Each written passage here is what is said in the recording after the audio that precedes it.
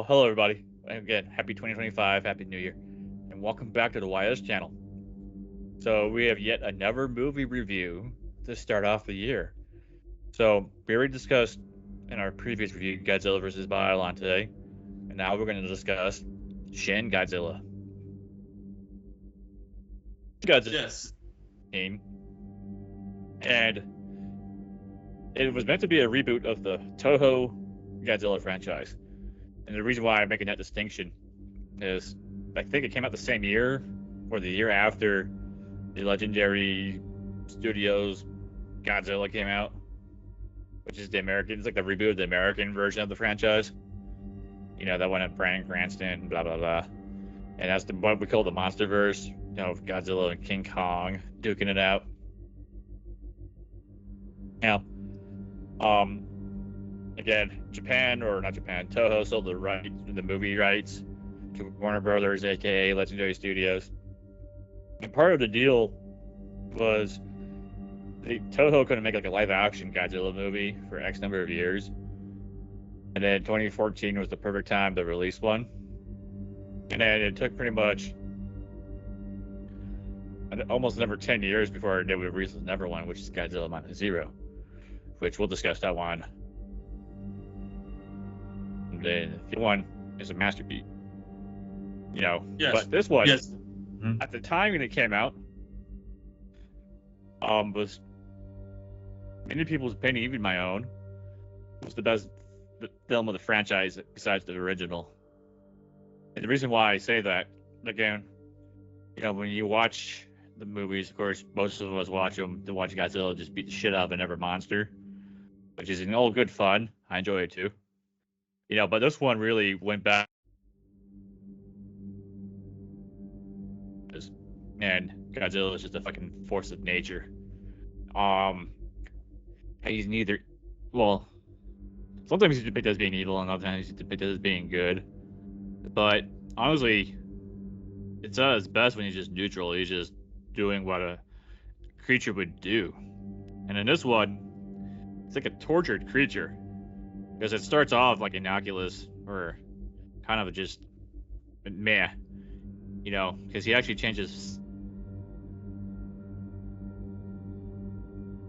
And it goes from being like this irradiated, like tadpole-like creature, and then it becomes like, you know, you see him in various stages. It's like this fucking ugly ass amphibious lizard fish monster thing. Then they'll take on a form that's similar to what the final form you'll see of the traditional Godzilla form. And then finally he'll take on the traditional Godzilla form. You know, and then he's just wreaking havoc through Tokyo and just, while regarding this metamorphosis or evolution. And then the evolution, again, all this is triggered by, again, he's like a radioactive nuclear field fucking animal. And then it's just triggered by pretty much his environment. You know, like it comes out of water the first time, and then basically it has to change and adapt to being more amphibious, and then eventually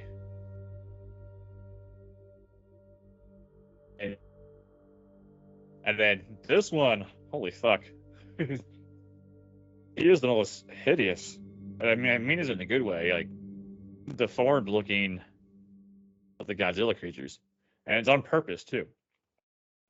You know, because you go all the way back to like 1957 or 55, or whenever the fucking the original one came out.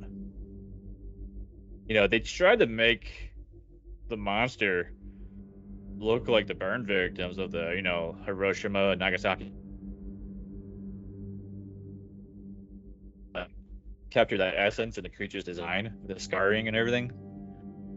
You know, and then they kind of did that to mix results, you know, with a rubber suit. And then for this monster, they were able to really capture that effect. It really looks like a fucking like nuclear burn victim. You know, he's just all hideous and scarred, and he looks like he's in pain the whole time you watch the movie. Well, the movie itself is actually a metaphor for what happened during the 2011 earthquake and tsunami that struck Japan. For those who don't know, Yeah. Japan experienced one of the worst earthquakes of all time on its coastline, which sent a tsunami that devastated much of the coastline. And that tsunami hit a nuclear power plant called Fukushima, and one or two of the reactors blew up as a result of the tsunami getting to the reactors. And there was a huge effort to stop the power plant from like either exploding or doing more damage, because had the entire plant exploded or something, Tokyo would be no more, and ever since then, it's been named by major cleanup site. But basically, a lot of people were angry with how Japan's government handled the disaster, basically treating the dead as nobodies and the injured as nobodies, and made it feel like the disaster of Fukushima could have been prevented, or they could have done more, and that's all reflecting in Shin Godzilla. Basically, the prime minister and his cabinet are basically incompetent when it comes to a major disaster, which is Godzilla, and instead of just doing their jobs, like, oh no, this thing is attacking the city. They go from one cabinet meeting to the other cabinet meeting. Well, there's one politician who's like not really deep involved in the cabinet, oversees these things, but not only is this bullshit, but he also comes up with a plan that will ultimately defeat Godzilla in the end. Yeah. So, yeah, well said. So again, this is really a metaphor to Japan's response to the 2011 disaster, which, all things considered, Japanese people handled that one pretty well. Because like you had that happen, so like in the States, it'd be all kinds of chaos. But, with that said, yeah, their government, the Fukushima disaster part of it, you know, I mean, that could have been a lot more accountability. But anyhow, so yeah, Godzilla arrives, and again, as I mentioned earlier, he looks like a tortured being in this one. You know, like especially like the scene when he does his atomic breath for the first time. Dude, it looks like he's throwing up. Like, he's just like he's not like on the attack. He's just like, and the shit just comes out. And well, believe it or not, you know, it just, believe it or not, he looks all deformed. He's got like just needle teeth, just jagged, sticking out everywhere. You know, he got these beady eyes, which makes him look kind of evil and frightening. You know, which is what they want. Not to say he's evil, but they want him to look frightening. Well, this is my belief. I think part of Shin Godzilla's design came from the photos and the study of this nuclear power plant worker. I forget his name, but in the late 90s. In the late 90s, there was a major incident at one of Japan's nuclear power plants, and this nuclear power plant worker got injured so badly that his skin was literally melting off. And there's some photos of that online, and Shin Godzilla's skin looks exactly just like that. Yeah. So, like I said, he's a tortured, fucking animal. Like, that's better to describe it. But again, his abilities evolve, especially like again when he uses the atomic breath for the first time, and, like the fighter, like the bomber jets and everything, and the atomic breath starts shooting atomic beams out of his dorsal gut. You know, and eventually he's able to fire that shit from his tail. You know, like it's like a defense mechanism. You know. But then, yeah, he's ultimately defeated because they realize when he does that, he's gonna like. So what he do is they come up with a plan to trap him near like a major rail line area, and they turn these trains into like fucking like coolant bombs, coolant missiles. You know, and they hit him with it, and then they're able to further inject him with like some kind of coolant or whatever, and it freezes the fucker. and then that's pretty much how the movie ends. You know.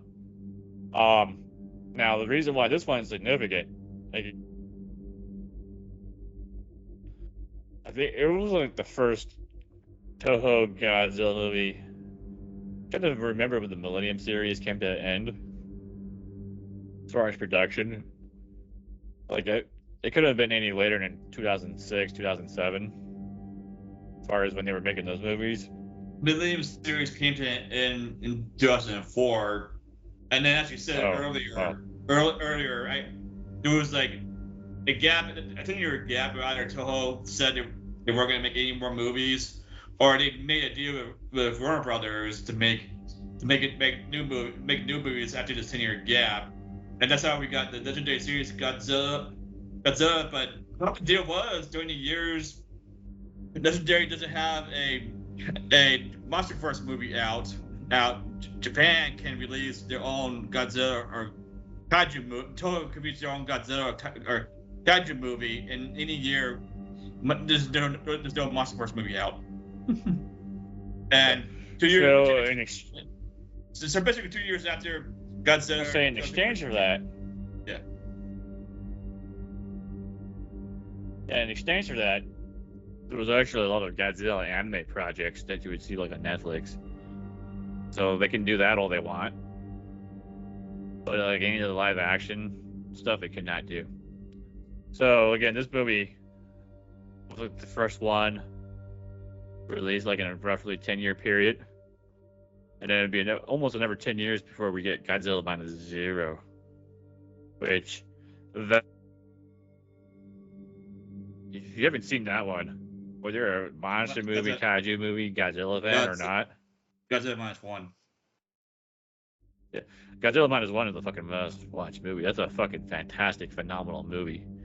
Now, Shin Godzilla was well done for its time. You know, I mean, and as I said earlier in this review or this discussion, at that point in time, it was the best Godzilla movie since there. Acting was actually believable and compelling. You know, and the story was well told, well paced, and all that. You know, and again, they brought Godzilla back to its roots. So, I mean, well done. Godzilla Minus One did all those things. I mean, they made some differences, you know, and they just did it way better. Like, way fucking better. You know, but put this in perspective. Shin Godzilla is way better than, you know, I mean, I think the Millennium era, again, everyone has their own opinions of it. You know, besides a couple of cool moments here or there, it was probably the weakest era of the franchise.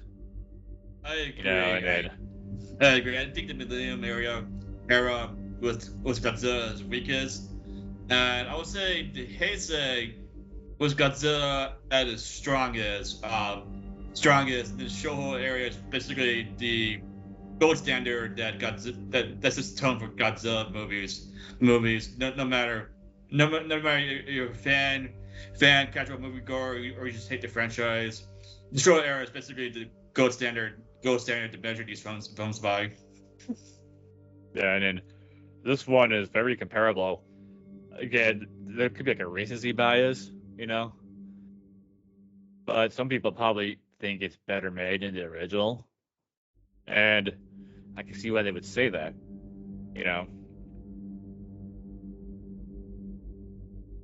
The thing is, it has the most compelling human story, again, until Minus One, you know, but it's the human story part of it that kind of drags down the movie a bit too. You know, there's just too much of them, like, cutting to, like, the government's reaction and inability to fucking do anything. Like, forget it. They're incompetent. You know? But I think that's just being nitpicky. You know, overall, this is a fantastic movie. I would say this. I think Shin Godzilla fucking tear apart. I'll say this. I think Shin Godzilla is easily within the top 5 of all the Godzilla films made by Toho Studios.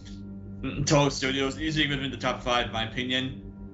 I think the best is now, that crown is now held by Godzilla -1, with the original Godzilla coming in second place. I would probably rank this movie maybe in third or fourth place, but that's just me. Yeah.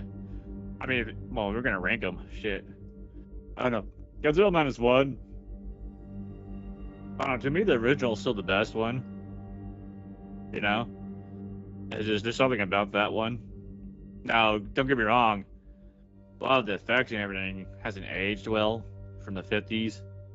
Especially with the budget they had. Whereas, obviously, Godzilla -1 is gonna hold up longer. Well, the reason I think Godzilla -1 is better than the original. Yes, go on. Yeah, don't get me wrong. The way like the movies are made today versus back then, Yeah.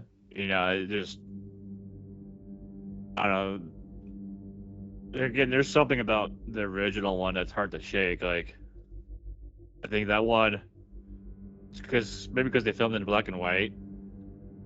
You know, it captures some of the dread, the terror of the monster. Yeah, one does that, but it's a different scope of the movie, if that makes any sense. I think the reason why the -1 is currently the best Godzilla film out there right now, I think is what I said. They took the human story, actually made it really engaging to the point that it was even better than most movies being released by Hollywood from last year. That's true. That's so true. Last year, and it made something special. Special. The human story in the original Godzilla is kind of a murky love story at its heart. Like, Dr. Sarazawa loves Emiko or whoever the girl is, but you can't do it because some other guy is involved, and that to be kind of took away from the human element of the movie. Yes, in -1, there's a relationship, but it's more believable. More believable, like the human. Yeah, it's really. The human story and then the original Godzilla was better. It would still hold the crown, but I think the title belongs to -1. Shin Godzilla. The reason Shin Godzilla comes like third or fourth place for me is because it spends too much time focusing on the cabinet of the prime minister being complete idiots instead of doing the jobs. Like, yes, we know they're incompetent, but we need more human interaction. And maybe a story of civilians who survived the initial attack, or more story of actually focusing on the prime minister without his cabinet members harking down his throat. Like, they had options, but it's still a well done movie. Yeah. So again, for those of you who haven't seen it, Shin Godzilla is definitely, as we were saying, is a top 5 of the franchise. You know, I mean, I give it number 3 overall.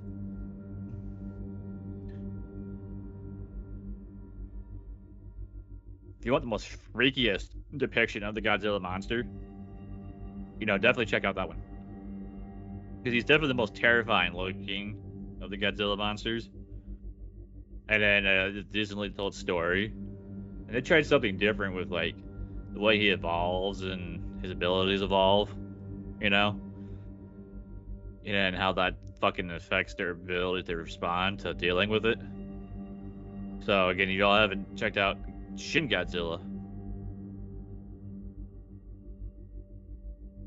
But, I don't know, if you think it's too grotesque, you know, like, some people are kind of like, oh, he looks too freaky. Well, then don't see it, you know?